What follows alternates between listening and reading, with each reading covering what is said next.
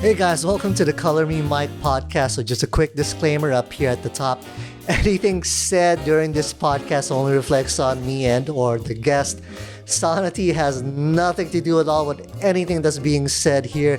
Sonity is just a cool boba milk tea shop in Fremont, California that is kind enough to let us record the podcast here at their shop and kind enough to hook us up with some boba milk tea drinks. So everybody just chill and enjoy the episode. I love The Office. Yeah, for me, The Office.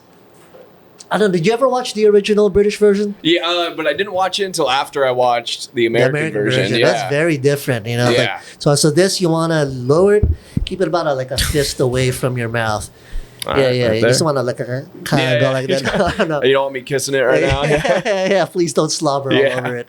I know the mask mandates have been dropped, but that's like, have you ever seen like the comedians where they just like they have the mic like right right on their mouth, like resting on their chin? I'm like, gross. Like, there's this one guy does open mics. I guess I'll name him. It's not really a bad thing because he's changed it already. But James Uyakawa, he's actually one of the people I see often. I'm very friendly with him. But he would do this thing where he would hold the microphone sideways, then cup it, and then put it just right up against his mouth like that. And he would basically scream into it. The whole set? Yeah, the whole set. And I had to tell him, like, dude, it's like, you got to stop doing that, man. Like, you're getting in your own way. It's hard to listen to you because you're screaming into this thing. You have it so close to your mouth. Like the few things I am hearing, like, there's some funny stuff in there, but no one's listening because you're attacking people's ears. With it. Yeah, it's like literally.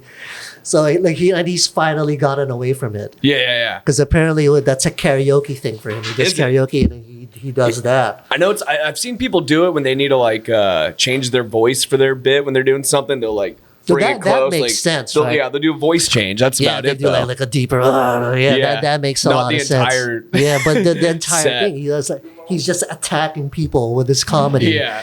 Essentially, it's like, yeah, dude, I think you're getting in your own way, man. You got to stop that. Like, you need to change your delivery a little bit. Me and my 5 months of experience giving this guy, well, I mean, you've been watching for years, so at least you know what to look out for.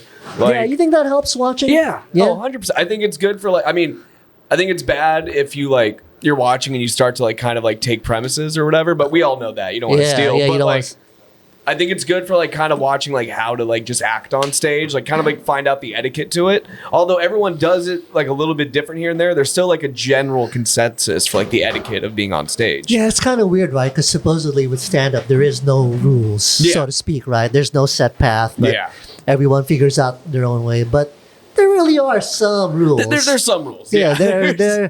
There's some rules for sure. One big one: don't steal. Yeah, don't steal. That's the biggest one, I think. Have you had to come run into anyone who's stolen jokes, or you've witnessed a joke where you I heard someone else tell that, or even just a premise that's really similar? Premises, yes. I have this. I don't know if it's really stealing though, because I feel like what they talk about there's parallel thinking. There are just some premises that are universal and everyone thinks about. I've come to realize lately, every Asian comic seems to have a bit about Asians hating Asians. I haven't heard those bits, but I could believe it. Yeah, because one of my best bits is breaking down the hierarchy of how Asians hate other Asians, and I get my ticket. But I was at a open mic the other night, and this other Asian comic who I've never met before started talking about it. It's like, oh shit. I guess I'm not as unique as I thought I was. Yeah. I guess, Asians love to hate themselves in terms of comedy. So there's there's a few tropes that people just seem to go through. You can't be mad if someone has the same dick joke as you. Yeah, right. Because it's a dick joke. I feel we're all going to go through it when we start out, right? Yeah. We're going to go through those main tropes that they're so basic, but they're low-hanging fruit, I would say. Yeah. I love watching kind of on that topic. I love watching the progression of comics from when they first start. It's usually a bunch of hacky premises or material. Usually it's racial or around genitals. Yeah, for the most part. That's every so new edgy, comic. Right? Yeah. The first all they want to do is get the shock value. They don't even care about the joke. But then usually about 2-3 years in, you start seeing them actually they're telling personal stories. They're those dick jokes are a thing of the past. I love that. I love watching that progression. Yeah, that's why I'm because I started there, I think everyone does, don't everyone, they? Yeah, everyone does. So I've been trying to get away from Didn't do it. You can come in. Yeah, it's all right. You can still order. I know people always like, look, they see the podcast going on. It's like I'm almost like an employee at this point. I'll come in. Earlier, there were these two teenage boys. You just start checking IDs. Yeah, no, I told them, hey, just ring that bell there. You can order. No, but I guess because you're supposed to talk about what you know, right? The more personal it is, the more genuine it's going to be, the more conversational it's going to be, and the more unique it's going to be too. More. But at a certain point too, it's like, how much do I want to bank on just talking about Asian stuff? Yeah. Like, I wanna. There's more to me than being Asian. Yeah, there's personal stuff to you. Like you don't want to like kind of like fall into any like tropes or stereotypes or anything like that. That's So like I did this competition over there at the Sound Room where you were at. I think just like 2 weeks ago, Jason Cole's show. Yes. Yeah, that's where I actually like officially met you in person. Right? Yeah. So there was a competition there just the week before, and I was in it. And like I tightened up this. I have this like 7-minute set where I talk about what it's like to be 40 as an Asian and talking about small Asian dicks. And then like I tightened it up to like 5 minutes, like laughs per minute. It's probably my strongest bit. Yeah. I did it that night in the competition, and I just didn't land. That happens. I mean, I got laughs, but it wasn't a home run. Like it had been a home run everywhere else before that. Yeah. And there was the person who got second place I call her Hannah Gatsby, and she brought her army of lesbians. It's like half the crowd, and they just weren't digging it. I love that wording. Yeah, they weren't digging it, but other comics were able to get over that hump. So like it showed to me, okay, there's a way to craft your material where no matter. Like most of the time, you can still connect, even though it's like, okay, I need to start trying to do that. Yeah. When did you realize that? Like to connect with the audience? No, just like, trying to craft your material in a way where it's not super. Honestly, I feel like I was like a late bloomer with that. Like I remember I didn't have like an actual set until about 5 months in. Okay. And that was because like I was like I came in like a little bit too confident. I felt like I feel like we all do that. Yeah, but like I remember. So my first open mic was at The Office in Concord, which they're still running an open mic there. Ryan Rodriguez runs it. He's a great guy. Yeah, great guy, great host. At the time, Hank Romero, another great comedian. He's out here. I haven't seen him in a while, but great comic. He was running it at the time, and I remember I had just I wanted to like kind of get a foot into stand-up comedy. I didn't know how any of it worked. I just knew I watched a lot of it on TV, and that's about it. And so I showed up to the bar. And I get there and I watch about like 13 comedians bomb in a row. Like it's a dive bar, that happens at every dive bar. But I was watching them and I was like, I can do this. This looks super easy. And I went out there like fully confident. Like all I said was one joke and it didn't land because I just went out there. I was like, I'm the youngest person in here. How does it feel you're all going to die before me? That was it. Like no laughter, and I was just like, "All right, that's my time tonight." Like I didn't know what to do with that. Were they even listening? No, but even if they were, what a bad joke. Like I just went in there super confident. But the thing is, every time I went to an open mic, which the first 4 months, the only one I knew about was The Office until another one opened up. That one's no longer there. It was at Spoon Tonics in Walnut Creek. But I'd only go to The Office like twice a month. I would do like a minute and a half of just going up and bullshitting. Like I had nothing written down. I just go up there. I had this mentality like I'm funny, so I could go up and be funny. That's all I got to do, right? It doesn't work that way. Yeah. I don't think at first. I know Chappelle could do it.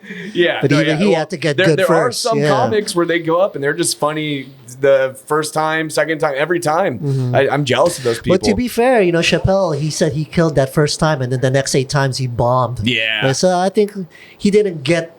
I mean, he's at the point now where he just goes up there and he doesn't even do material. Like he did 4 hours at a punchline like that at one point, right? Set a record just talking. Right? But it took a while to get to that point. Yeah. Well, I think with him too, with just like comics that can get to that level, it's like they get to the point where their jokes are literally just exactly what they're thinking at that moment. And so once they get to that level, they could literally just go up there and say what they're thinking and it'll come out as a joke. Because I mean, the structure at one point just sort of like sticks to your like vernacular, just the you know what I mean? The structure of a joke, it just kind of, it sticks around. No, that makes a lot of sense. You just get used to speaking and thinking in that way. You get used to the setup, the tags, and the punch. And I'm not there yet, but hopefully one day. At what point would you say that you really started kind of putting structure around your stand-up act and trying to...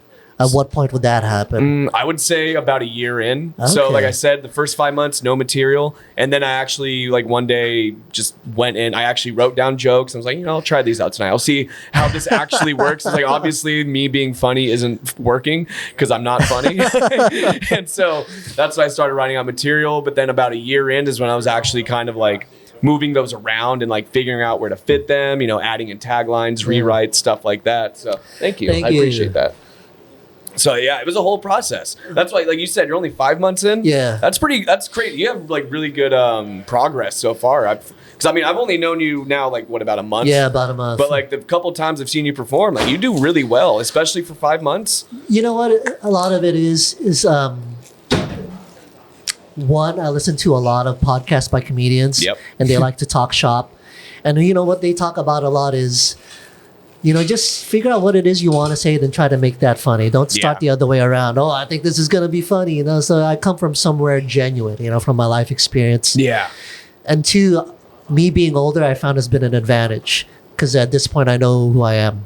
Yeah. I That does help. I know what my voice is. So it becomes easier to craft material. Obviously, it doesn't mean it's going to be a home run, but I feel like I'm starting from it's kind of like a head start in terms of crafting material. It's like, I don't have to try to figure out what my perspective on the world is. I know what it is. That makes sense because also I have noticed like a lot of the comedians who started at like an older age, I do see them kind of progress faster than like say the comics that are my age. Because I'm 26. I'm not old. I'm also not like super young. I'm young. But like I started at 22, right? Yeah. So when I was 22, I didn't know what the fuck I was talking about half the time. I didn't know who I was. I'm still figuring it out. But the older comics, I notice, they end up getting a lot more progress and they get booked a lot more often because they're a lot more like sure of themselves.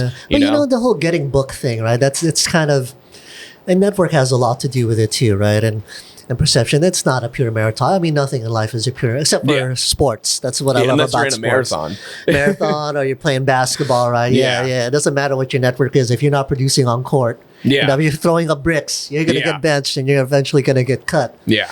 So, but anything else, any sort of job, stand up in particular, it's not a pure meritocracy. It's not the funniest people who are getting booked. No, it's not. It's you have shows, you produce shows, right? And you say yourself, you're going to book people that that you just like, that you like being around, Yeah, there's what was his name? Damian Robb, brand new comic. That was his I believe he told me his 4th time on stage at Retro Junkie. I just booked him because I thought he was funny to talk to at an open mic like 2 weeks ago. There. Yeah, he had that amazing rape really joke. Good set. Yeah. But he didn't do it at the show. That's the thing. No, he didn't. He said he's still working on it. I think honestly that's gonna be one of his jokes that he'll end up scrapping at one point, but I really liked the joke when he did tell it. I won't say it because that's his joke. Yeah, but that's a ballsy joke. Yeah, I like do just book people based off like if this person's cool to talk to, if they're non-problematic, they're funny even if their material's not there yet. You know what? Stage time. Yeah, that's the only way you're gonna get better. Yeah, you have to be in front of an audience, give them a chance. Plus, I've always wanted to be the person that gives people opportunity. You know what I mean? Like, it's kind of like, maybe I didn't get it enough, or maybe I just wanted to return the favor. I want to give people opportunities when they don't get it, Like, you just had Sarah here, right? Yeah. She did her first 15 minutes at my Pioneer Taproom 2 weeks ago. I just wanted her to, hey, do Sarah's 15 fantastic. minutes. I think Sarah's good in my opinion. Yeah. She's hilarious. Yeah, and I like her comedy a lot. Do you talk about your time in the Marines at all in your stand-up? I'm working how long on it. Were you in? I was in for 4 years. Okay, so that's the standard tour, right? Yeah, so I did. I joined when I was 17 years old. Right out of high school. Right out of high school. I left August 5th, and I think we graduated high school in like June. What drives someone to join the Marines right out of high school? I don't know. I think like when I was a kid, I always like kind of wanted to go in the military in general, but then like when I got to high school, I wasn't like the best student. And I kind of had like an existential crisis at one point. Like, what am I going to do? Like, I know I'm not going to college. Like, so no direction. Yeah, just no direction. And then like I started. I was also obese. That's why like my fat kid comedy. I was a very obese child. I would never guess. Looking at you, dude. I'm very fit now, but I'm not going to say I'm like super fit. It's just. But you're definitely not a big. You're not fat. You're not obese. I work out a lot, but so. I was like super obese. I think my sophomore year is when I kind of made the decision to join the Marines because existential crisis, didn't know what I was doing. How much did you weigh? I was so it doesn't sound like a lot, but for my height at the time, I was 5'3" and I weighed 180 pounds. That's a lot, dude. Yeah. That is a lot. Zero muscle mass. Like I couldn't even do a push-up at the time. Wow. You know what I mean? And so I lost 55 pounds within 6 months. And literally every morning I'd wake up at 5 a.m. before school. I'd go on a mile run until eventually I went up to like 2-3 miles. Oh, that's discipline at that age too, I had really good discipline as a teenager. At now, not so much, but like that's because I was just so like driven towards like wanting to be in the Marine Corps. Like once I made that decision, like that was it. Like that's what I'm doing. Why the Marine Corps? It was so for me, it was like I looked at all the other branches, and I will say it kind of got like a little bit like those branches. They're very competitive with each other. They talk a lot of shit, and like the best shit talkers were the Marine Corps. You know, they basically made everyone else seem like the biggest pussies in the world. Well, they are the biggest pussies compared to the Marines. They are. So like, and like I just remember like I've always, you know, I'm not a pussy. Like I can do this, you know. Like so. I chose the Marine Corps, and like I did also have like a weird fixation on wanting to like go to like war, which I feel like it's not a healthy mindset to have. I never went to war, by the way. I should get that clear. I feel like every like boy growing up has those kind of fantasies. They're like, oh yeah, I'm gonna be a killer there. I'm gonna be so great at killing. You know, so. Like I was mad when like Osama bin Laden died, because I was like, I wanted to do that. Like I was like, I wanted that to be me. Oh my god, that's hilarious. But every boy does fantasize about that. Yeah, like, I remember like I had a like a little boxing setup in my garage, and I'd be in there training, just like doing like the shittiest punches on my punching bag, and like the whole time, like in my head, I'm like, this is Osama bin Laden, and then like I find out like Navy SEALs got him. I was like, ah! You're a patriot, even at a young age. So your losing weight in high school had nothing to do with getting girls. It was just all about getting into the Marine Corps. Yeah, it was just all about getting in the Marine Corps. I actually didn't even lose my virginity until I was in the Marine Corps. I was 18 still. I mean, that's young. That's still young, actually. Yeah, that's not too old at all. Like I was 18 in the Marine Corps, so I think that's fine. But that poor woman, you know. Well, you were already. It was a good night for me. I think for her, she was just like, bad. Like it was just. Like, I mean, wasn't attractive. How great can your first experience be, really? You know, it was. I remember it was like some girl I met on Tinder, and we'd barely been talking. I just got back from like a training op, and like I invited her. Like we're doing like a barracks party, which is basically just a bunch of depressed, stinky dudes just drinking alone in the barracks. Party, I'm assuming. And so like, I invited a bunch of girls to get fucked. Yeah, no, I invited her over. She brought her friend, and then I remember we were just like, getting drunk, and then at one point we started having sex. And then our barracks duty, I thought this was hilarious. Our barracks duty, which if you don't know what that is, it's kind of like a 24-hour security at the barracks that we live in. Okay. So it's just like a guy that walks around and makes sure nothing stupid's happening. I guess we were making loud noises, and so like he came in, like knocked on my door and made us stop, and then like kicked her out of the barracks and everything. So like we didn't even get to finish. Oh wow! It was a disaster. That's pretty impressive on your part, though. Your first time and you didn't even finish. You didn't finish within 30 seconds. Yeah, no, I mean I think I was more nervous than anything. That's a gold medal right there for your first time. Thank you. Made it past 30 seconds. I was full of Busch Light that night, so that's probably what did it. So what did you do in the Marines? What was your job there? Infantry. So you really did want to go to war. Yeah, no, that was my main job. So, but like the only deployments we went on were called they're deployments, but they're called UDPs, Unit Deployment Program, which honestly just kind of sounds like summer camp. Like, oh, you're going to go out and do stuff for a couple months, which really is what we did. Is we went to Okinawa, Japan. We were there for about 6 months, but while we were there, we would train, and then we would kind of go to other countries and train like their military's countries, or just train in general. Okay, how many Japanese girls did you get to bang while you were honestly, there? Honestly, none. Every deployment, I was in a relationship, like a long distance. You didn't get to enjoy it. No, I'm a very faithful person, so you made a big mistake. No, I mean it's fine. I regret nothing. I still had fun out there. I just got drunk with friends when we weren't training. We also went to the Philippines. We went to South Korea. Guam, which isn't a country, it's a territory, but it was fun, you know? I think Guam is beautiful. If you haven't been there before. No, I've never been. Amazing. It also has like the most exotic animals for like an island. I didn't know that. I remember we saw like I don't know if it's the exact animal, but it's the lookalikes. You know, we saw a cobra, a deer, and like what are those like big like Komodo dragons, just all within like a 2-mile radius of each other. Those aren't supposed to be in the same those habitat. things are like ridiculously big, right? Yeah, and I'm not sure if it was an actual Komodo, but it's the look-alike, whatever they're called. Well, how big was it? We're talking like 6-8 feet big? Like 3. Okay, so probably not a Komodo I'm not dragon. really well educated in Komodo my dragons reptiles. get to like 6, 8, 10 feet tall. Yeah, so the long. small versions of yeah, those. Yeah, it's probably just a regular lizard. It was just a dragon. Yeah, an iguana maybe, but because I imagine if you're in the Marines, you're traveling around the world, you're young, you're in great shape.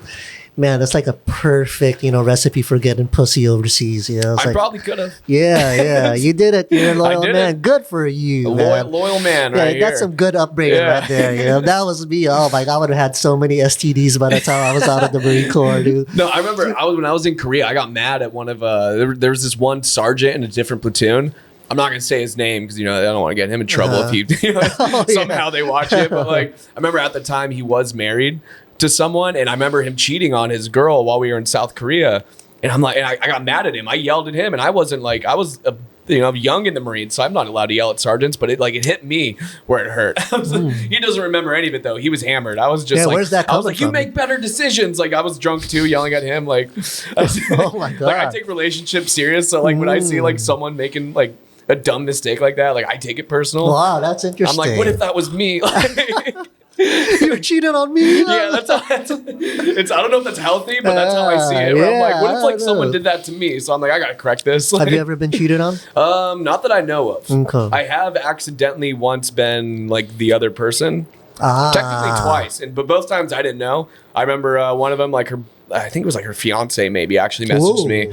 Whoa. Yeah, and I was just, I don't know, that that didn't go anywhere. Obviously, he messaged me, so I cut all things off. Yeah, it's an easy decision on your part. I was a bouncer at this is after I got out of the Marine Corps. I was a bouncer at this, I think it was called Wild Idol out in Byron. Okay. It's like a little motorcycle club, right? Or motorcycle bar, big club. And you're the bouncer. Yeah. I mean, you're not the biggest guy in the world. Yeah. I have a joke I'm working on about that. But it's like, have you ever been a bouncer and looked like me? Yeah. No one respects you. Yeah. But no, I remember there was one night, like, I don't know, this like older woman, not super old, she was probably like mid 40s. She was just older than me, right? And at the time I was like 22, 23. That sounds about right. And she just started hitting on me while I was bouncing. And then I ended up like taking her back to her place. We didn't have sex or anything, but like we made out a lot in the car. And then she stops and goes like, I can't do this. My husband's inside. And I'm like, what? Oh my God. What? Like, yeah, get the fuck out of here. Jesus. Was she drunk as fuck? Yeah. Wait, no. No, that'd be bad. No, she wasn't, because I wouldn't have made out with her because I was sober. Yeah, I wonder, like, if it was like going to be a revenge fuck. Maybe she caught her husband. I don't know. All I know is I cut it all off right there. But then she left her phone in my car, and the next morning I found it, so I had to like drive by her house. I just threw it on the grass. I did like a drive-by. Yeah, good call. Yeah. Good call. Yeah, no need for a face-to-face confrontation at all. Yeah. Man, that's... Why? So why didn't you re-up in the Marines after your 4 years? So... Sorry, that was good. That was a good sip. But yeah, that's some good sip in there. No, man. but so like, I don't know. I really enjoyed my time in the Marine Corps. Like, I mean, essentially all I did was just shoot guns with my friends, right? Like, blow some shit up here and there, go training. It was the lifestyle of it that I really I couldn't do that for the rest of my life, because there's a lot of discipline to it. Every day you got to wake up, you got to go get information, go to PT, you got to shave, you got to it's just there's so many, it's all the little things that you got to do that just added up to where I was like, I don't want to do this for the rest of my life. And I'm still a fairly disciplined person, but no one's telling me what to do. I think is kind of the winner. I actually, at one point, I was seriously considering joining the Marines too, because I was in the Marine Corps ROTC in high school. Okay. Freshman year, and I thought, I'm going to be in ROTC all 4 years, and I'm going to go right to the Marine Corps afterwards. I lasted a year in ROTC. I was like, yeah, the whole orders thing, I guess apparently just wasn't up my alley. Because even in ROTC, like the orders thing started already. And it's that's where they start telling you what to do. You got to listen. It's like, this is not going to fly with me. I just realized, okay, I don't have that kind of mentality. I appreciated the... the whole hardcore aspect of the Marines, that actually appealed to me. It's like, oh, yeah. No, there is an appeal to that. Yeah. And it's, in the beginning, I was okay with all of it. It was like towards like the end of my contract where I just sort of like started checking out a little bit, and I was just like anytime someone who was like the same rank as me but like a higher billet would tell me what like to do, I'm like fuck you. So like, what rank did you get up to? I got up to corporal. So okay, you know. When you're leaving the Marines after 4 years, is there some sort of like they're trying to pressure you to stay in, or it kind of depends on who you are as a Marine. I did get pressured a little bit. I'd say, like, my last 6 months in the Marine Corps, I ended up getting fapped out to military police, which basically means I don't remember what the acronym stands for, but they just sent me somewhere else because I was no longer like going to be deploying because I'm getting out.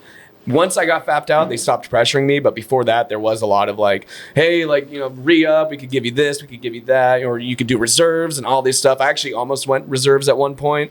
Yeah, they make reserves sound really appealing. Yeah. They make it sound like a really great deal. Yeah, but it's like you get freedom, but like also you could lose everything. You know, you could lose all your benefits if you mess up with this freedom. I didn't like that. So I just wanted to get out, you know, full benefits, you know, honorable discharge, and have my life, you know, move So freely. it's an honorable discharge if you leave after your term it is up. depends on how you discharge. Okay. But yeah, so like there is like other than honorable, so that's like if you get like in trouble and you get kicked out because of it. There is dishonorable, but I think you gotta like kill a guy to get that. Like you gotta, you gotta do some like heinous like shit to get dishonorable. Your producing partner, Alex Woody, was he in the Marines too? Mm-mm. Oh, okay, because No. I guess I misconstrued your Facebook post. You had a picture of you and someone else in the Marines, and then you had another picture of the two of you, like all grown up now. What picture was that? I don't know. It was you and the Marines. You were definitely a lot skinnier. No, that was my okay. No, I know which one. That was my my friend Jared. Me and him actually we met like on our way to boot camp. So we went to boot camp together, and then we got like separated after that because he ended up going to a different unit. But like we've remained friends ever since then. So now he lives in I believe like Idaho right now. Yeah, you guys are still friends. That's amazing, dude. Yeah, and he came down to like visit his family, and I was like, all right, I'm gonna drive up to you. Which he lives in Clear Lake, so I just went over there. You really are about like relationships, and you keep them going, man. That's a great thing. I keep my friends close, you know. That's great. That's gonna help out a lot in your comedy career, dude. I'm trying. There's one thing I've noticed is like I'm trying to build like a close like friend circle around the comedy community. The Bay Area, it's hard to do it. I feel like it's a lot more competitive out here, and like it's like most people, they're like, nah, like I'm not. It's every man for himself. For me, I like to build like a group of people to kind of like go places with. Like I found home in like the Stockton scene. Oh yeah, they're great. I love those people. Yeah, they're so supportive, Nick right? Yeah, Jordan Quattlebaum. Those are great people. Yeah, I know. I found the same thing with them because I know.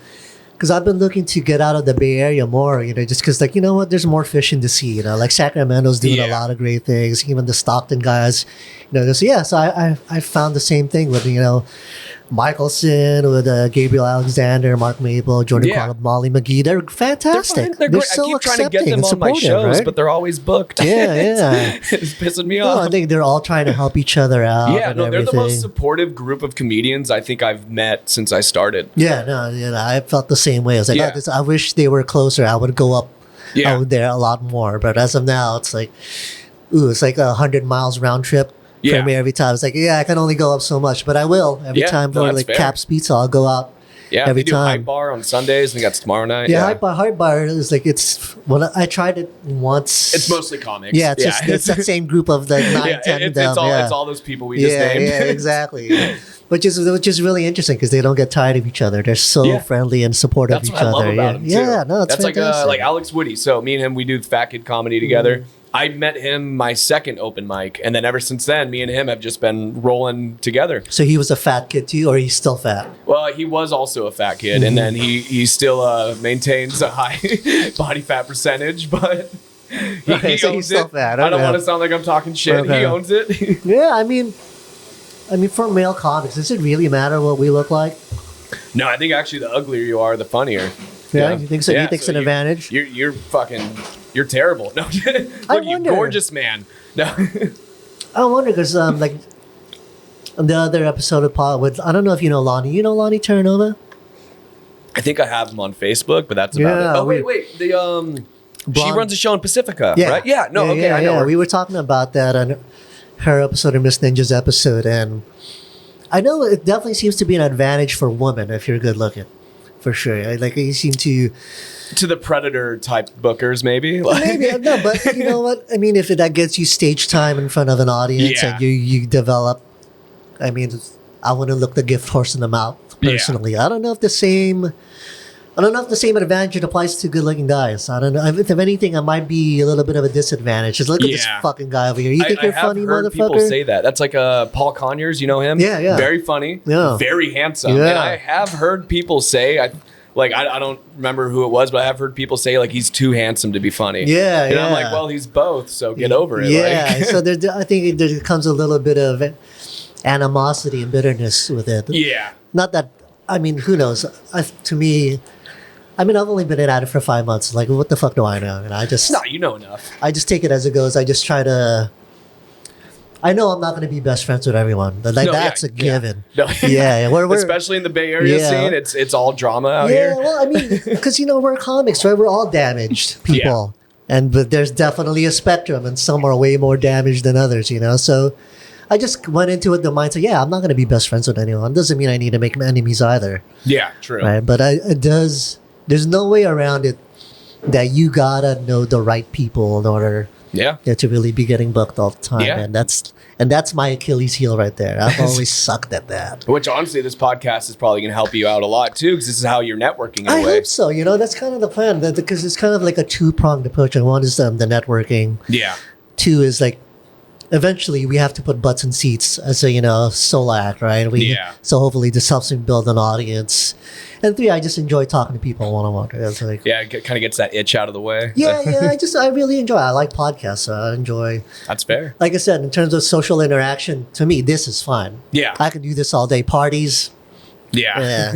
Which is kind of funny since we do stand up in front of crowds, but I don't really like crowds. I'm also the guy though, I'll do my set and leave. Like if it's like my show that I'm running, I'll sit around for a while and talk to people. If I go up last maybe, or third to last, I'll stay around and talk to people. But if I'm first out of a lineup of 10, I'm not. I'll stay for the first 5 comics, but after that I'm leaving. It's nothing personal. I'm just tired and I want to go home. So it really does drain your battery. Yeah, well, because even today, so I start work at 5 a.m. every morning. I wake up at 4, and then after that I go try to get stage time, or today I'm here, and then after this I'm gonna go to Fairfield because there's an open mic out there tonight. Well, who runs that? Matt Bird, very funny comic. He I think what's it called, Bandwagon Bar and Grill. I haven't heard of that one. It's a good show. He does an open mic showcase. So I think it's the first hour's open mic, second hour showcase. So Fairfield isn't as far drive as Sacramento, because originally you were going to head up to Sacramento for a show, right? Yes. And then a car went through their venue. Yeah. It's put a kibosh on that. Put a real damper on that. Man, you know what? I really have respect for people like you who have an obligation where they have to wake up super early, and yet they still do the stand-up hustle. That takes a lot, man. Stand-up is all-consuming. It's I don't know how it does take a lot of your time. Yeah, it takes a lot of your time because it fucks you up. You're getting home late, and So I have so much respect for people like you. I don't know. You know Colin Casados, right? Yeah. Yeah, he does the same thing. He has to wake up at 5 a.m. for work, and then he has a wife and 2 kids, and then he still does the stand-up hustle. It's and he's working hard too. They're doing power. That. What's that? The new brewery show. Oh, that Bay Boy Brewery. Yeah, that's a new room that he got. And he got 120 people for that first. I don't know if it was a mic. Do you know if it was a mic or a show? I think it was a show, and I think he just had a few guest sets because I saw pictures of people that weren't booked on it, so he probably just gave out a few guest sets, which is fair. We all do that. Yeah, it's amazing. I can't believe basically there's no excuse for people who don't have that kind of commitment, to really be pursuing it with everything they've got. Yeah. Right? Yeah, and him, wife and kids, if I had a wife and kid right now, I don't even know if I'd be able to do stand-up. Yeah, I have a wife. I'm just lucky that my wife is, she understands. Yeah. This is the kind of person I am. I'm going to have to pursue it. And, I do put aside 3 days just for her. We're big into wall climbing. Yeah. Right. So that whole day, that's just me and her. Wall climbing, rock climbing. Yeah. Okay. But inside in walls. Yeah. I have a fear of heights. I don't think I'll ever make it outside. I've done that. It just seems stupid to me. I'm getting the same thing indoors, and it's perfectly safe. Why am I going to take this out? It is. It's and fantastic. You won't get horribly injured if you fall. So. Or you can still get injured for sure. Well, just not as horribly. You're not going to die. Yeah. No, but. So, I have Tuesday, Friday, and Sundays basically dedicated to her. Okay. That makes sense. Yeah, you got to find that balance. Yeah. but it just doesn't leave a whole lot. If I'm dedicating 3 whole days, to her, then the nights are all stand up, and then you got to pay the bills too. Yeah, it's tough, man. I don't know. I mean, it just makes you like. Do you ever run into people where you feel like, you know what? Are they really more of a hobbyist? They don't really seem to be putting in the work. Does that bother you when you see that? It doesn't bother me. It's more or less like I won't book you. Like if do they try to get booked? They ask you to book them? Yeah, because there's one guy I know. He's I think he did like one open mic before, like a couple years ago. And so he calls himself a comic, and he'll like message me asking for spots on my shows, and I keep telling him like I'm only giving it to like working comics, like people who are out there, every night, or it doesn't even have to be every night, but you know what I'm saying. They're out there consistently, putting in the like effort. Not someone who stepped on stage once and then started calling themselves a comedian. Like there are people like that. It doesn't bother me like really because it doesn't get in my way or anything. It's just like get out there more, So you run 3 rooms, right? You have 3. Well, so we run 2. I thought we were going to be running 3, but one of them ended up being a one-off show. Oh, and that's the one in Hayward, right? Yeah, that was the Hayward show. It was. Me and him had talked about possibly doing it once a month or something, but he never returned my calls after the last show, which also went great, by the way. So I don't know why he didn't return my calls. Yeah, I wonder why. Yeah, it's whatever. You win some, you lose some. Yeah, because you know Ari Shafir. Yeah. Yeah. Did you ever listen to? He has this, it's like 3-hour, 40-minute video out there where he's at the Comedy Store in 2013, and he's just giving aspiring comics like pragmatic, realistic advice about pursuing stand-up as a comedy career. And what his view is, you shouldn't start your own show because in comedy, in the long run, you really just want to be making friends. And when you start your own show, it's like a very quick way to make enemies because you can never book enough people. Yeah, no, I've noticed that. Yeah, there are. I keep accidentally sending out like empty promises to people. Yeah, right. and I say accidentally, like genuinely, because there's people I meet and they're really, really funny, really cool, and then they ask for a spot, and then I'm like, yeah, sure, I'll give you a spot someday, but it's like every month I'm like, I have so many people asking for a spot, and then like I forget about the people I've promised it to, and it's like whoever just asked, I'll give it to you. That, or it's like I'll be sitting around and be like, oh, I want that guy on a show, so I'll message him. But it is hard to kind of just keep track of who I've promised to give stage time to, and I don't know if they fully understand that. It's like, I'm sorry, you're not the forefront of my mind right now. Probably not, honestly. There's probably a few Jordan Kirchner haters out there at this point. One thing I've noticed though is it does kind of create almost like, I won't say like a fake relationship, but it's like it doesn't feel genuine because it's like they're only like, there are some people I meet, they only want to talk to me so that they can get stage time. You can feel them out. Yeah. No, I feel like I'm really good at kind of like picking up on bullshit sometimes. So like what would be like a red flag that's what they're doing? I don't know if I don't know. I think it's more or less like their like attitude towards it, or like just like the way, like probably if that's like all they ask about is like getting stage time. It's like, what about my dreams? What about me? Why don't you get to know me? I think it's when it just feels impersonal, the way that they're talking to you. It's like you're only talking to me to get something out of me. Yeah, that's tough. It's like when you're dating, and I've been with my wife for 15 years. I don't even remember what that's like. Sometimes when you're dating someone, you could tell that they have like different what's the word for it? They're going for something completely different than you. You know what I mean? So it's like, there are some people where I'm like, I'm trying to just make friends, and then they're only trying to get stage time from me. So it does make some of it feel a little less genuine, but that's fine. I'll get over it.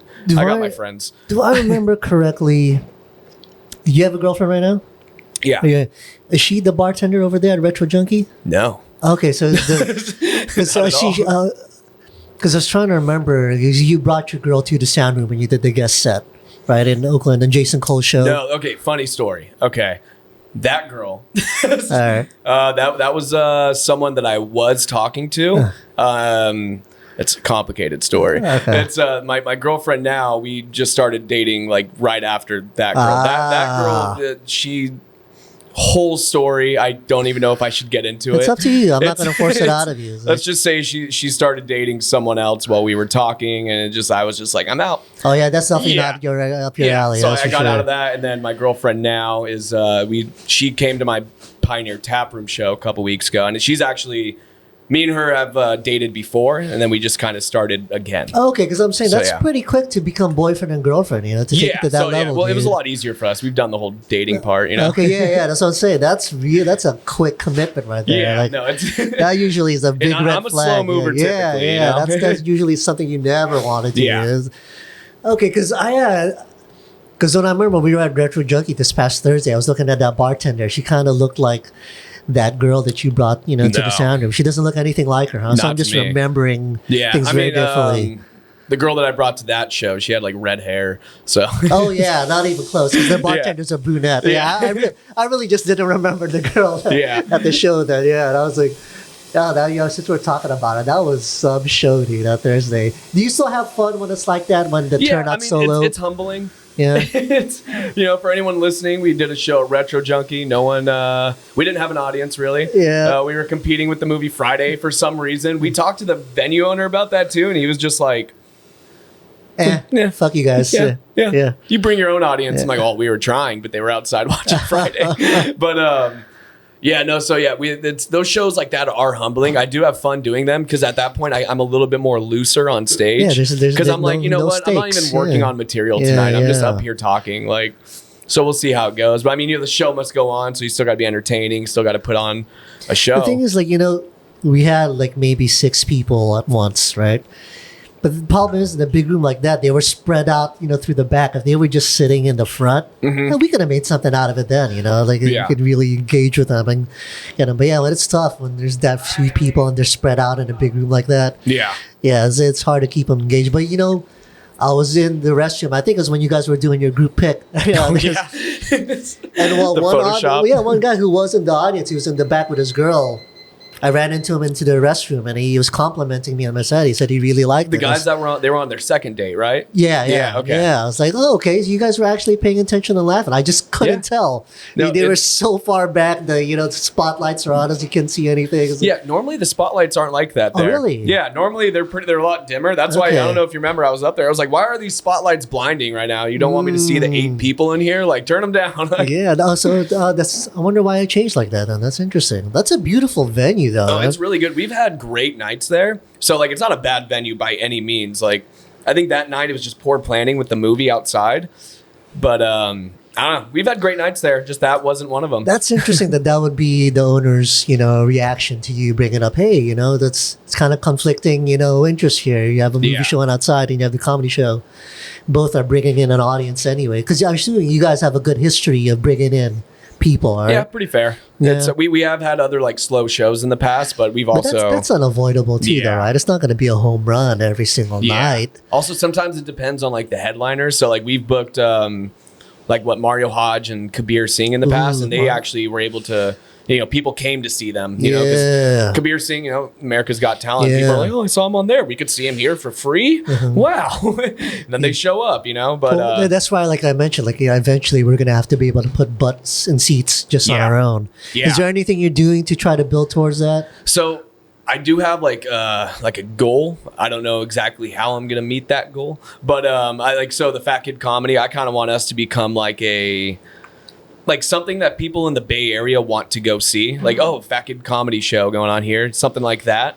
So what I want to start doing is kind of like recording like my sets and Alex's sets, because I'm not going to record the other comics, mostly because I don't want to put other people's material out there if they don't want it, So I want to like record our sets with like audience reactions and like maybe put together like a reel or like a commercial to kind of help market our shows better. Because, sometimes when you just look at a flyer, you're like, okay, that's just a flyer. But if you actually get to see the environment itself, just the energy that is given off there, people get more interested. So I want to start just recording more and then putting those out there. You have video editing experience? Yeah. I mean, I don't want to say I'm like the greatest. I do have like really crappy like sketches on YouTube. Oh, really? Yeah. There was a part of the pandemic where I was like so bored, like at home, like I had nothing going on, so I just started making sketches, and like I started getting pretty good at editing, and it was fun. Oh, that's awesome. What can people what would we look up to on YouTube to see these sketches? Just your name? Yeah, Jordan Kirchner's Evil Twin. That's my social media handle for Instagram, TikTok, and YouTube. So what's the story behind that name, Jordan Kirchner's Evil Twin? I think when I was in the Marine Corps, I was just thinking of like an Instagram name, and I was like, that.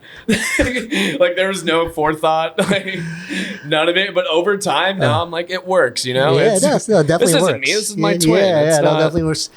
There's this. You have your headshots posted on Facebook, and there's this one where you're crying, and it's kind of like the Tobey Maguire crash. It's the Tobey Maguire that's thing, right? Mark Maples said that in the comments. I thought that's so hilarious. I mean, what were you trying to do, the Tobey Maguire thing? So, I was with. Do you know? I don't. You probably don't know him yet, but my buddy Anthony Liu. He does like, he's a professional videographer. He does headshots for people. So he did those headshots, and really, like, we were just kind of filming a sketch that day.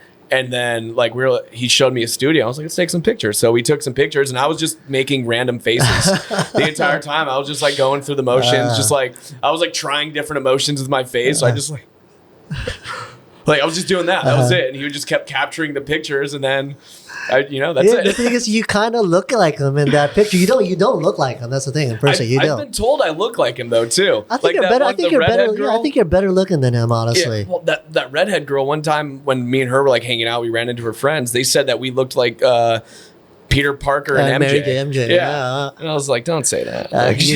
You don't like it? You don't take it as a compliment? I mean, I do, but it's like, I just don't want to hear it. I mean, I don't know. If you celebrity lookalikes, I used to be chubby. There was a time where I got fat too, but I think it's from 19 till I was 21. I really put on a lot of weight because I used to be super skinny. I couldn't put on weight to save my life, and I played a lot of basketball. Yeah, just I was eating hot Cheetos for lunch and dinner. It doesn't matter. 7-Eleven nachos. Yeah. And so I started, eating a lot to try to put on some muscle, but I ended up breaking my wrist. I was rollerblading. Oh, okay. Rollerblading, I took the brakes off because, when you play street hockey, you're supposed to take the brakes off, right? I was going down this highway bridge. You go a lot faster on those highway bridges than you realize. And I was trying to slow down, and I started applying the brakes, and I forgot, I took those suckers out. Yeah. So I just, fell and slipped and broke my wrist. But when I broke my wrist, I didn't stop eating the way I was eating, as if I was still, playing basketball and doing all these things. And so I just started like ballooning up. I got almost to 200 pounds, up to 194. And like when I started getting really chubby, people used to tell me I look like Chow Yun Fat. And I know you know Chow Yun Fat. Crouching Tiger, Hidden Dragon. Okay, he was the main guy. Yeah, he was the main guy there. And I was like, I guess I see it, I'll take it. I guess at least he's a star. I don't think he's the best looking guy in the world, but I guess if people tell you look like, let's say Bradley Cooper, you'd take it. Yeah, you'll take it. Yeah, you'll take it. It depends who the celebrity is, right? But when you're told Tobey Maguire only when he's crying, you're basically just saying like, yeah, you got poop face. Like, I don't want to hear that. It's a funny pic. I mean, you're not shying away from it. You did post it. Right? No, I don't care. Yeah. I always tell people like, don't take my social media serious because I don't. Yeah. Like everything I post on there is a joke. Like it's like my grandma for a while. She probably still thinks she thought I was gay just because of like my Facebook. Really? And like, because I have like my friends will like comment on my pictures and like spit in my mouth and shit like that. And like my grandma reads it and she's like, oh, is this what they're doing? What was is she afraid that you're gay or I don't know. She's old fashioned, so whatever, take with that what you will. I think at some point, my grandma thought I was gay too because I would never bring a girl over to family parties and things like because it's not so much now, but before I wasn't big on mixing my social circles. Yeah, no, I'm the same way with that actually. Yeah. So I didn't want to have my friends spill over into my family life and things like that. So they would never see me with a girl. So they just they heard the whispers. Is Mikey well, for me gay? too is like my grandma was always saying like because I don't have kids. I'm not married. You're only 26. Yeah, I mean, but like she was always like all my sisters, like they all got like pregnant like in high school. So they're way ahead. Where did you grow up? I grew up in like Oakley and Antioch because my parents were like divorced. So I was in both cities. But so like everyone else in my family has like kids, they're not all married, but like, they got kids. and like, so I think it was because like, I'm single, I don't have kids, all this. And like, so I think, because I don't tell them about my dating life, so I think they just sort of thought like, why would you though? I hate telling people about my dating life, especially like it's so tragic. Yeah. Is it really that tragic? Oh, dude, this last couple of years, yeah. Oh, dude, there's some bad people out there. I don't know. I'm so far away from it at this point. Oh, yeah. Well, I think Tinder doesn't help, like Hinge, because there's too many options available for people. And like if you're someone like me who's like, if I start talking to someone, even just talking, I'll talk to just that one person until I find out if it's going to work out or not. Wow. And also that's a lot of effort to talk to like 3 people at once, 4 people, stuff like that. I don't want to do that. I'll talk to that one person, find out if I like them. If I don't, then we part ways. You're really a monogamous guy. I'm very monogamous, but there's not a lot of women who are, that way. So then, you'll not be talking to someone. Anyway, You'll be talking to someone, say, 2-3 months. Then you find out like they're doing the same thing with you with other people. Yeah. And I'm just like, it makes me uncomfortable. Well, I mean, to be fair, right? If you're a woman and you're even mildly attractive and you're on those apps, dude, you're getting bombarded. I have seen an attractive woman's Tinder account before, and it's like we were like comparing it. Like I'm swiping and seeing what matches I get. I got like 1 out of 20, and she'd be like every swipe she's getting a match. Yeah, and then like she'd already have like each one of those people messaging her by the end of it. Like, and I'm like, God damn, it is. There's a lot of competition out there, isn't there?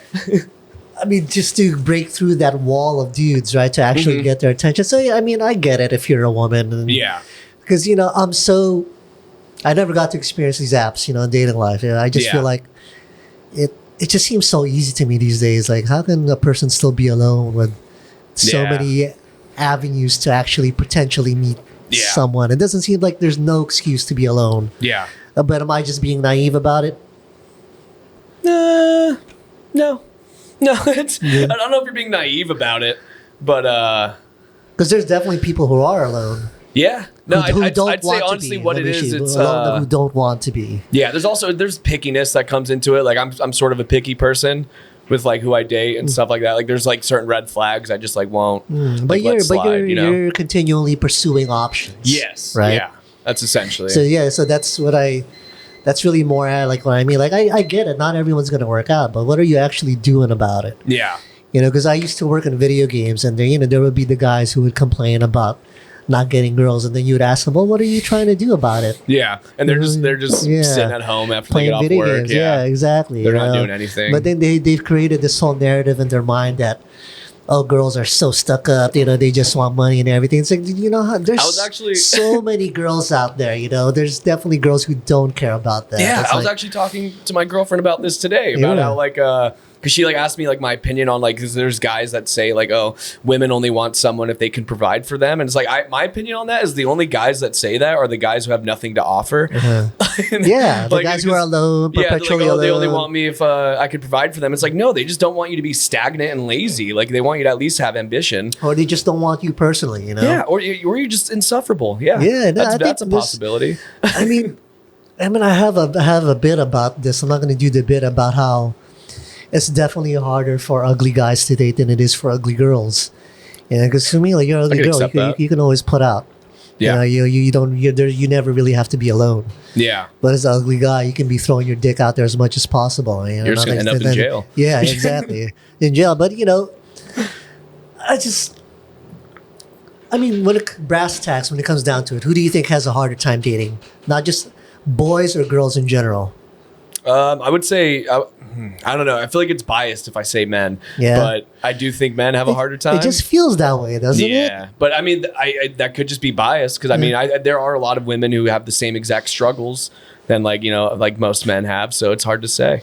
But these are ugly women. They don't count, right? They're crustaceans. They don't matter. Yeah. Come on, what do you expect, ladies? Let's be realistic here.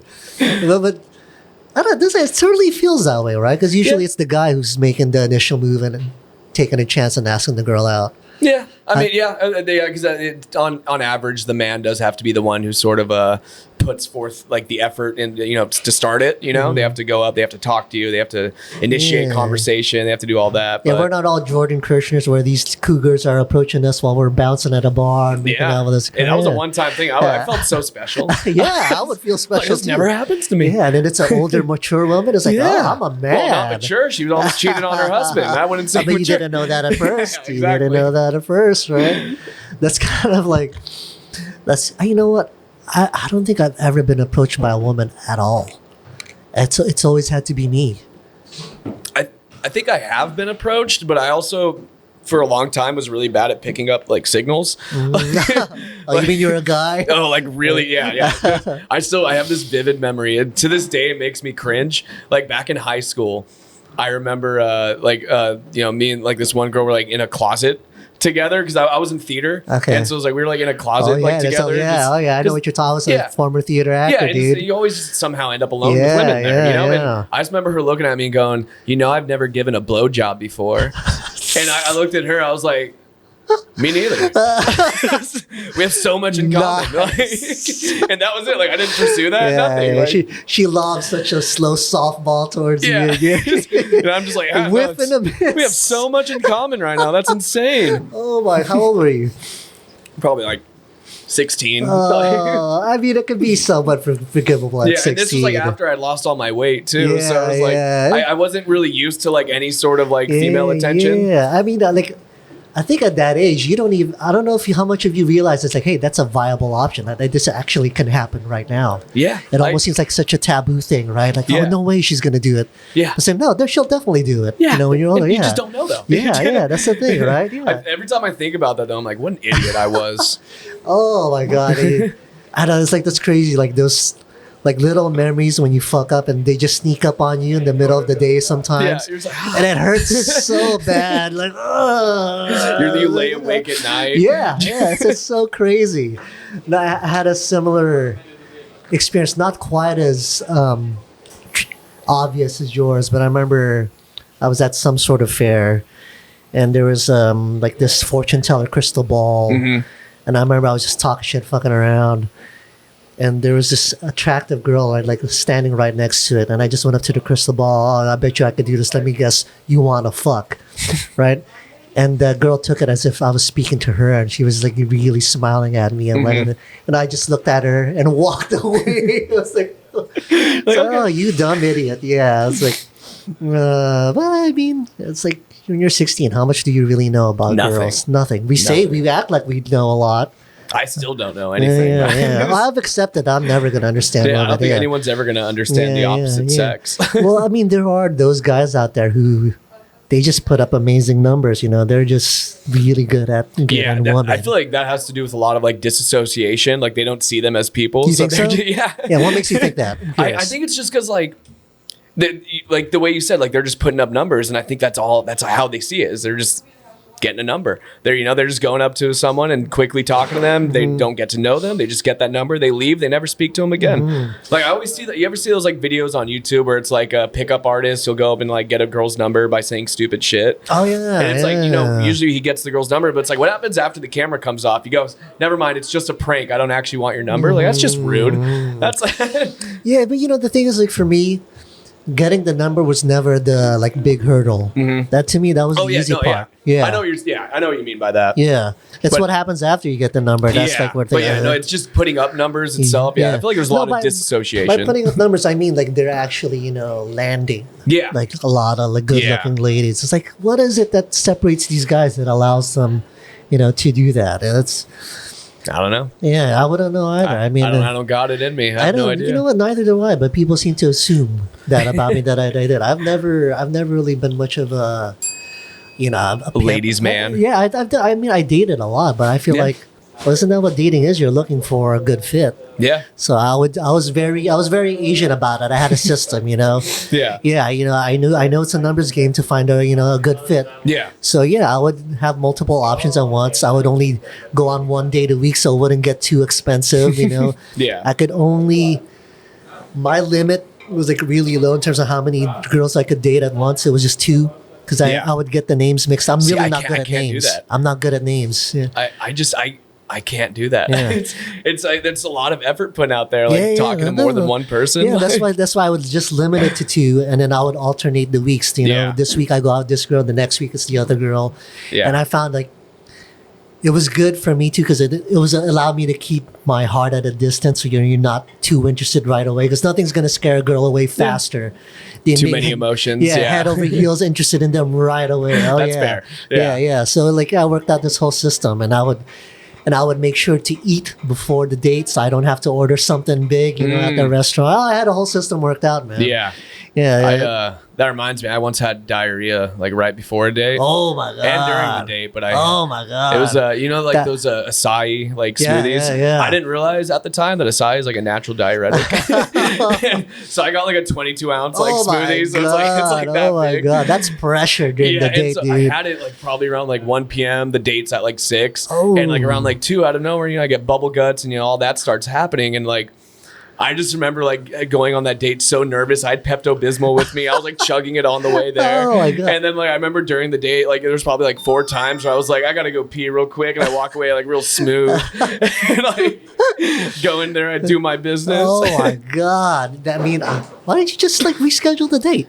Dude, I didn't want to. I'm a risk taker. I'll tell you that. I mean, that's a risk, though. Yeah, dude. The date went well. Really, all things considered, it went you very played it well. off really well, then, because that could have gone so bad. Yeah, I mean, I'm sure she knew what was happening. You she think just so? didn't embarrass me. You think so? Yeah, I think she just didn't want to call me out.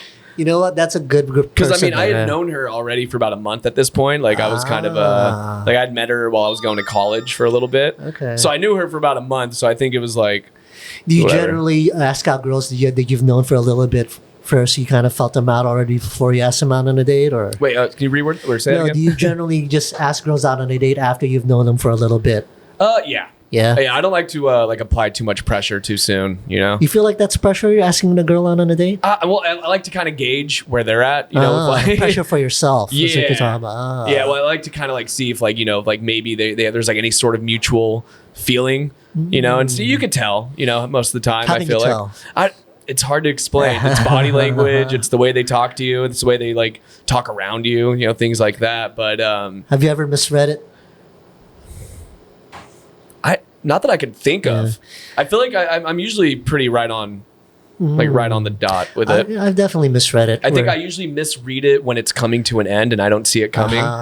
Or sometimes I do see it coming, but I ignore it because I'm like, I'm just anxious. Like, I'm just insecure. And then I find out I was 100% correct. Yeah. But yeah, no, I think I'm usually right on the dot when I know it, but that's because I don't know. It's a pretty good skill. I'm very observational. I feel like. Yeah. I've definitely misread it where I thought a girl was into me, and then I see, she's just like that with all dudes. It's like, okay. Well, sometimes they are into you, but they're also into those other dudes.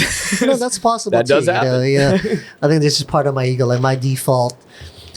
Response to most girls is, oh yeah, she obviously wants me. A girl says hi and you're like, oh yeah, oh my god, she's so pining for me. You're like, she won't leave me alone. I know, you're not gonna believe this, man. She wants my cock so bad. Yeah. Dude. Oh man. Yeah. But yeah, I've definitely. But yeah, you know what? That's a good point. She could just be into those dudes as well. Yeah, no, she's just a whore, is what I'm trying to say. There are people like that where they're just they're able to really spread their emotions thin across like 3 or 4 people. But to be fair, if you're not in a exclusive relationship, you have the freedom to do that, right? Yeah, no, they do. Yeah. No, that's 100% fair. But sometimes when you don't want to be a part of that, it's like, why would I put myself through this? I mean, this non-exclusive dating. Isn't that hard to date then? Because when you start dating someone, it's not exclusive. It's not exclusive. No, I think it's after like a certain period of time, like maybe about like a month or 2. How many dates are we talking? 4 months for dates? I mean, in a month? I'd say like 4. Yeah, 4 or 5. I don't know, because I feel like at that point you know if you want to take this anywhere or not. How do you approach that? Because like I said, I've been out of the dating game forever at this point. I don't even know, dude. I've just been dating a bunch of trash bags the last couple of years. The one I got now is good. I like her. But that was different. She's not a trash bag. Let me reword that. She's that diamond in the rough. Yeah, because you guys already had a history previously, so it was probably an easy transition into. Yeah. Okay, let's be serious about this and be a couple. Yeah. How did you say it though? I'm curious. With her? Yeah. It was more mutual. It's that's if I were to explain all that, we'd get way too personal for a podcast. So like this is like going good, right? It's like, okay, it's more or less like let's try this again. We still had feelings for each other, so let's try this again. Let's start off both new and familiar, something like that. Yeah, because I'm just curious about it. Is it like back in high school? Hey, you want to be my girlfriend now? It's like, how does it work? Yeah, I haven't had a talk like that. Yeah, that's why I'm curious. Like I said, because I haven't had like a serious relationship in a couple of years. So I don't even have an answer for that. Nor I haven't not for lack of trying. Yeah, you've been not looking for for lack options. of trying. Yeah, no, a lot of it's just like dating. I end up in like situationships and stuff like that. And those situationships. I've never heard of that before. That's basically like you act like you're in a relationship, but you're not like exclusive. You know what they call that in the Philippines? It's called MU. It stands for mutual understanding. Yeah. But the situationships. Like friends with benefits. Okay, no, that's definitely not an MU then. Okay. Yeah, okay. In the Philippines, that mutual understanding thing, it's kind of weird. It's like you guys have like these unspoken feelings for each other, but you don't fool around, you don't do anything, but it's just kind of like understood there's something there, but for some reason neither of you wants to take the initiative to take it to the next level. Benefits. Yeah, I know. It's like, this when I found out about this in the Philippines, it's like, what's the fucking point of that? Yeah, what are you doing here? Why on earth would you ever let yourself be in that position? Yeah. It's like, but it's a very Filipino thing. I was like, it just seems like complete nonsense to me. That just seems like they're not communicating what they want. Yeah, no, it's exactly what it is. You said it's called a mutual understanding? Yeah, mutual understanding. It sounds like a mutual misunderstanding, to be honest. It's like, because they're just both afraid to take that initiative to take to the next level. Yeah. But yeah, that's both kind of understood. Okay, we like each other, right? It's kind of... But like to me, it just seems like a big waste of time because people will find themselves in that mutual understanding for a good amount of time, Yeah. It's like, oh man, maybe that's just the Westerner. Yeah. I mean, like, hey, just take your shot. Yeah, man, just do it. Yeah, what are you doing here? Yeah, if you get turned down, well, yeah, it's gonna hurt, but at least you know. Yeah. Yeah. I wonder if it's maybe because Philippines is like a third world country, so I wonder if there's like something to that. Like maybe it's like like we can't really support ourselves, so we shouldn't. No, it's definitely not about that. It's not that? It's not that at all. It's just more of a shyness thing. Okay. In general, yeah. Okay. I don't know if you notice about Asians, but Asians tend to be non-confrontational. Yeah, so it probably plays into that. Yeah. Yeah. That might be it. Yeah, we talked about dating a lot. Yeah, I know. This is a lot of date talk. Now I'm gonna have to make sure no one watches it. I know, right? There's two dudes talking about dating. You brought who to your show? Yeah. I know, right? No, actually, when that girl came though, she came like as a friend. Okay. I didn't really want her to be there. Then why bring her? How did that happen? She just kind of showed up. Wasn't a fan of it, but I was like, whatever. She's here. I'm a very friendly person. Like, I'm not going to be like an asshole to someone in public. At least, like you're a good guy, man. You're monogamous. You're friendly. Yeah, you got all the to a fault. I'd say. Yeah. That sounds like it. But there you go, ladies. Should his current relationship not work out, you guys saw all the good characters. Yeah. She's not a trash bag. This current one. No, she's not. She's great. Yeah, that's awesome. Yeah. All right, dude, we've been at it for an hour and 6 minutes already, man. That was an hour. It felt like 20 minutes. Yeah, like it we goes just by sat quick, down. right? It goes by quick. Yeah. Was this your first time doing a podcast? No, it's my third one this year. Oh, that's awesome. And then I've done like a few other random ones. My goal for this year was to do more podcasts. Are you thinking of starting one on your own, or? Me and my roommate wanted to start one, but me and my roommate, we've been best friends since 6th grade. So you'd think we'd be able to really just kind of bullshit for like an hour, hour and a half. I don't know why. I think we've gone to the point where we've said so much to each other that we can't like just carry a full conversation for that long. Like we had to like bring notes and everything, and it was just like, I don't know, it didn't work. You know what would help in that situation? Because there are some podcasts out there where basically they have a segment where they look at like current events or something, and you guys can just comment on that, and that kind of sparks the conversation, and you branch off into other things. So things like that you can do. Yeah. But I mean, are you guys putting pressure on yourselves too? I know that all of a sudden there's a lot of these like little gnats flying around now. Yeah, it's just going on. Well, but anyway, you know what? I'm trying to keep these to an hour, so let's just end it. Where can people find you and your stand-up dates and all that? Where do you want people to go? When's this coming out? It's gonna be a while because, like I said, I have a few episodes. Okay. Back. So just in general, where can people find out about? So in general, me and Alex Woody from Fat Kid Comedy, we put on shows at Pioneer Taproom once a month. And then also at Retro Junkie, every third Thursday. We don't have a specific day for Pioneer Taproom. We just kind of book it every time we're there. We're like, hey, when's the next time we can be back? And then they give us a date. And but then, consistently every third Thursday at Retro Junkie. And for future dates, they can just follow you on Instagram? Yeah, any future shows, follow me on Instagram at Jordan Kirchner's Evil Twin. How do you spell Kirchner for those people out there? Kirchner. Okay, easy enough. Spell it exactly how it sounds, right? Yeah. Dude, thanks for being on the podcast, man. Yeah, thanks for having me. Yeah, thanks for listening, folks. Hey, guys, so thanks for tuning into the podcast, and a big thanks again to the fine folks at Sonity for letting us record the podcast here and for hooking us up with their delicious boba milk tea drinks. My wife, Chris, and I review boba milk tea spots all over the Bay Area. Believe me when I say that Sonity is definitely one of the best boba milk tea shops around. Make sure to follow them on Instagram at SAN as in Nancy, and as in Nancy again, A19, that's sana.na19 on Instagram. And if you're listening on Spotify and Apple Podcasts, make sure to hit that follow/subscribe button and make sure to give us a 5-star rating to give us some algorithm love. Okay? Thanks for listening.